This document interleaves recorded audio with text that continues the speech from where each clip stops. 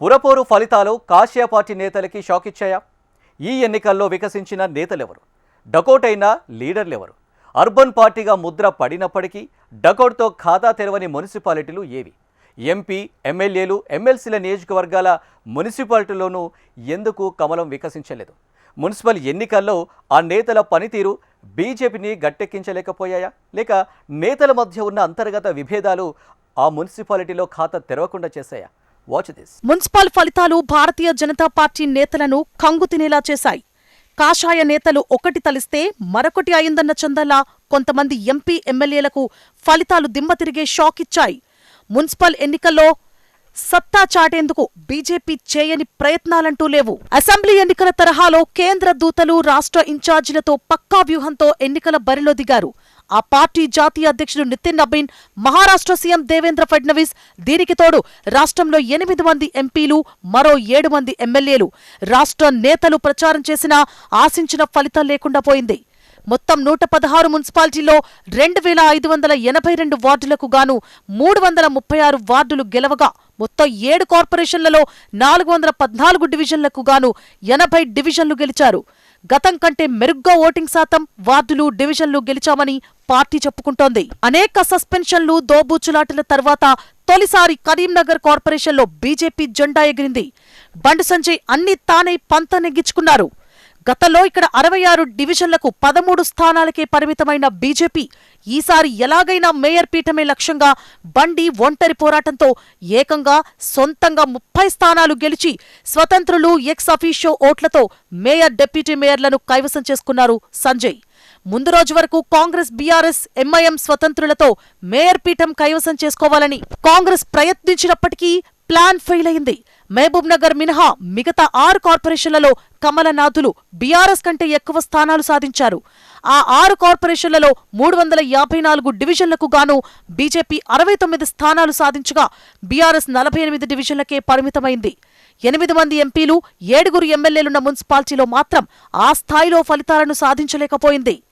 గతంతో పోలిస్తే మున్సిపాలిటీల్లోనూ ఓట్లు, సీట్లు పెంచుకున్నప్పటికీ ఒక్క నారాయణపేట, బైన్సా తప్ప మిగతా చైర్మన్ పీఠాలను కైవసం చేసుకునే స్థాయిలో రాణించలేదన్న అసంతృప్తి బీజేపీ శ్రేణుల్లో నెలకొంది. ఉమ్మడి ఆదిలాబాద్ జిల్లాలో 4 ఎమ్మెల్యేలున్నా అందుకు తగ్గట్టుగా ప్రదర్శన ఏమీ లేదు. స్వతంత్రుల మద్దతుతో బైన్సా మున్సిపాలిటీని కైవసం చేసుకున్నారు ముథోల్ ఎమ్మెల్యే రామారావు పటేల్. ఇక పాల్వాయి హరీష్ ప్రాతినిధ్యం వహిస్తోన్న సిర్పూర్లో కమలం 5 స్థానాలు సాధించింది. ఆదిలాబాద్ ఎమ్మెల్యే పాయల్ శంకర్ తన అడ్డాలో బీజేపీ 21 వార్డులను గెలిచి సింగిల్ లార్జెస్ట్ పార్టీగా నిలబెట్టి తన మార్కు చూపించారు. కానీ స్వతంత్రుల మద్దతుతో చైర్మన్ పీఠం కైవసం చేసుకునే అవకాశం ఉన్నప్పటికీ చేజార్చుకున్నారట. ఇక బీజేఎల్పీ నేత ఏలేటి మహేశ్వరరెడ్డి ప్రాతినిధ్యం వహిస్తోన్న నిర్మల్లో 42 వార్డులకు బీజేపీ 13 స్థానాలకే పరిమితమైంది. ఇటీవల పంచాయతీ ఎన్నికల్లో ఆధిపత్యం ప్రదర్శించడంతో అధిష్టానం నుంచి అభినందనలు పొందారాయన. కానీ నిర్మల్ మున్సిపాలిటీలో చతికిలబడిపోయారట. దక్షిణ తెలంగాణలో ఒక్క నారాయణపేటలో 11 వార్డులు తప్ప మిగతా మున్సిపాలిటీలో సింగిల్ డిజిట్కే బీజేపీ పరిమితమైంది. రాష్ట్ర వ్యాప్తంగా 45 మున్సిపాలిటీలో కనీసం ఒక్క స్థానం కూడా గెలవలేక చతికిలబడి డకౌట్ అయింది. ఉమ్మడి వరంగల్, ఖమ్మం, పాలమూరు, మెదక్, నల్గొండ జిల్లాల్లో పార్టీకి డకౌట్ పరిస్థితి ఏర్పడింది. కామారెడ్డి ఎమ్మెల్యే వెంకటరమణారెడ్డి స్థానికంగా తన పట్టు నిలుపుకునే ప్రయత్నం చేశారు. ఉమ్మడి నిజామాబాద్లో 3 ఎమ్మెల్యేలున్నారు. కామారెడ్డిలో 49 వార్డులకు 18 చోట్ల బీజేపీ విజయం సాధించింది. ఆర్మూరు మున్సిపాలిటీలో 36 వార్డులకు ఎమ్మెల్యే పైడి రాకేష్ రెడ్డి ఆధ్వర్యంలో పార్టీ 8 స్థానాలతో సింగిల్ డిజిట్తో సరిపెట్టుకుంది. ఎమ్మెల్యే సూర్యనారాయణ గుప్తా ప్రాతినిధ్యం వహిస్తోన్న నిజామాబాద్ కార్పొరేషన్లో బీజేపీ మెజార్టీ సీట్లను సాధించినా పీఠం మాత్రం దక్కలేదు. నిజామాబాద్ కార్పొరేషన్ను గెలిచేందుకు తీవ్రంగా శ్రమించారు ఎంపీ ధర్మపురి అరవింద్. అక్కడ పార్టీ గతంలోలాగే 28 డివిజన్లకే పరిమితం కావడంతో త్రుటిలో మేయర్ పీఠం మళ్లీ అందని ద్రాక్షలాగా మిగిలిపోయిందట. ఎంపీ డీకే అరుణ ప్రాతినిధ్యం వహిస్తోన్న మహబూబ్ నగర్ కార్పొరేషన్లో 60 డివిజన్లకు బీజేపీ సింగిల్ డిజిట్ సాధించగా, ఆ పార్లమెంటు పరిధిలోని మున్సిపాలిటీలో ఒక్క నారాయణపేట కైవసం చేసుకోవడం తప్ప మిగతా మున్సిపాలిటీలో కేవలం 25 కౌన్సిలర్లే గెలిచారట. ఎంపీ ఈటెల రాజేందర్ ప్రాతినిధ్యం వహిస్తోన్న మల్కాజ్గిరి పార్లమెంట్ సెగ్మెంట్లో అలియాబాద్, 3 చింతలపల్లి, ఎల్లంపేట, వీటిలో అలియాబాద్లో కాంగ్రెస్ కు మద్దతిచ్చి వైస్ చైర్మన్ గెలవగా, ఎల్లంపేటలో బీఆర్ఎస్ కు మద్దతిచ్చి వైస్ చైర్మన్ పదవితో సరిపెట్టుకున్నారట. మెదక్ పార్లమెంట్ పరిధిలోని జిన్నారంలో బీఆర్ఎస్ కు మద్దతిచ్చి వైస్ చైర్మన్ పదవి తీసుకుంది. మొత్తం 13 మున్సిపాలిటీలో 24 మంది బీజేపీ అభ్యర్థులు కౌన్సిలర్లుగా ఎన్నికయ్యారు తప్ప సొంతంగా మున్సిపాలిటీ గెలవలేక డీలా పడింది. ఆదిలాబాద్ ఎంపీ నగేష్ ప్రాతినిధ్యం వహిస్తోన్న పార్లమెంటు పరిధిలో 6 మున్సిపాలిటీలు ఉండగా ఒక్క ఆదిలాబాద్లో మాత్రమే అత్యధిక సీట్లు వచ్చాయి. భైంసా కైవసం చేసుకున్నారు. ఎంపీ కొండా విశ్వేశ్వరరెడ్డి ప్రాతినిధ్యం వహిస్తోన్న చేవెళ్ల పార్లమెంటు పరిధిలో 6 మున్సిపాలిటీలు ఉండగా ఒక్క దాంట్లో కూడా బీజేపీ చెప్పుకోదగ్గ ఫలితం సాధించలేదు. అన్ని చోట్ల సింగిల్ డిజిట్కే పరిమితమైంది బీజేపీ. 8 మంది ఎంపీల పనితీరులో కేవలం బండి సంజయ్, అరవింద్ తన చరిష్మా చూపెట్టారు తప్ప మిగతా 5 ఎంపీల పనితీరు పార్టీకి ఏమాత్రం మైలేజ్ తీసుకురాలేదనే చర్చ ఇటు పార్టీలో అటు రాజకీయ వర్గాల్లో హాట్ టాపిక్ గా మారింది. కాంగ్రెస్ కు ప్రత్యామ్నాయం తామే, అధికారంలోకి వచ్చేది తామే అని చెప్పుకుంటోంది బీజేపీ. మరి అట్లాంటి పార్టీ 45 మున్సిపాలిటీలో డకౌట్ కావడమేంటి? మొత్తం 116 మున్సిపాలిటీల్లో ఏకంగా 45 మున్సిపాలిటీల్లో బీజేపీ కనీసం ఖాతా కూడా తెరవలేకపోయింది. పార్టీ ఎంపీ, ఎమ్మెల్యేలు, ఎమ్మెల్సీలు, రాష్ట్ర బడా నేతలు, ఏకంగా రాష్ట్ర అధ్యక్షుడు రామచంద్రరావు సొంత జిల్లాలో సైతం డకౌట్ అయింది.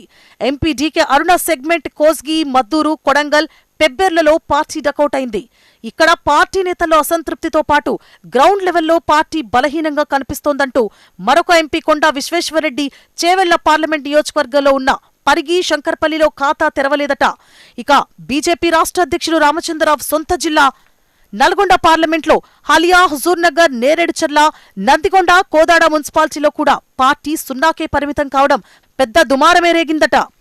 అరవింద్ పార్లమెంటు పరిధిలో ఉన్న బీంగల్, బిచ్కుంద, ఎల్లారెడ్డిలో సైతం ఖాతా తెరవలేదు. ఇక ఆదిలాబాద్ ఎంపీ గూడెం నగేష్ ప్రాతినిధ్యం వహిస్తోన్న ఆసిఫాబాద్, ఖ్యాతనపల్లిలో 0 సీట్లు. బండి సంజయ్ పార్లమెంటు పరిధి హుస్నాబాద్లో డకౌట్. ఎంపీ రఘునందన్ మెదక్ పార్లమెంట్లో ఇస్నాపూర్, ఆందోల్, గడ్డిపోతారంలో డకౌట్తో బీజేపీ చేతులెత్తేసిందట. ఖమ్మం సెగ్మెంట్ మధిర, వైరా, సత్తుపల్లి, యదులపురం, ఇల్లందు, కల్లూర్లలో 0 సీట్లు. భువనగిరి సెగ్మెంట్ రాష్ట్ర ఉపాధ్యక్షులు బూరా నర్సయ్యగౌడ్ ఇలాకా తిరుమలగిరి, చండూరు, మోత్కూరు, జనగాంలలో పార్టీ డకౌట్. వరంగల్ సెగ్మెంట్లో చిట్యాల, చేర్యాల, ఘన్పూర్, వర్ధనపేట, మహబూబాబాద్ పార్లమెంటు పరిధిలో తొర్రూరు, కేసముద్రం, మరిపెడ, డోర్నకల్లులో సైతం పార్టీ డకౌట్ అయింది. ఇలా చెప్పుకుంటూ పోతే చాలా మంది కాషాయ నేతలు బోల్తాపడ్డారట. ఈ మున్సిపాలిటీలో చాలా చోట్ల కింద స్థాయిలో పార్టీ లేకపోవడం, పార్టీ ఉన్న చోట నేతల మధ్య ఉన్న విభేదాలతో కమలం పార్టీకి ఇలాంటి గడ్డు పరిస్థితులు వచ్చాయంటూ రాజకీయ విమర్శలు వెల్లువెత్తుతున్నాయనడంలో ఎలాంటి సందేహం అవసరం లేదు. మొత్తానికి భారతీయ జనతా పార్టీకి మున్సిపల్ ఎన్నికలు షాక్ ఇవ్వడమే కాదు, పార్టీలోని ఎంపీ, ఎమ్మెల్యేలు, ఇతర కీలక నేతలకు సైతం గట్టిగానే దెబ్బకొట్టాయి.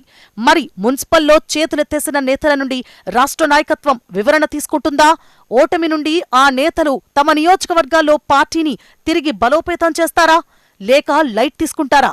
మున్సిపల్ ప్రతికూల ఫలితాల నేపథ్యంలో మరి రాబోయే జీహెచ్ఎంసీ ఎన్నికలను ఎలా ఎదుర్కొంటారన్నది చూడాలి.